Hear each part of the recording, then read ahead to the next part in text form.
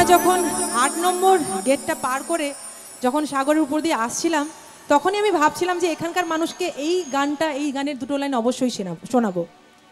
এই সাগর পারে আইসায় আমার মাতাল মাতাল লাগে, এই রূপ দেখিয়া মন কি জড়ায় সুখের পঙ্খী জাগে। সাগর পারে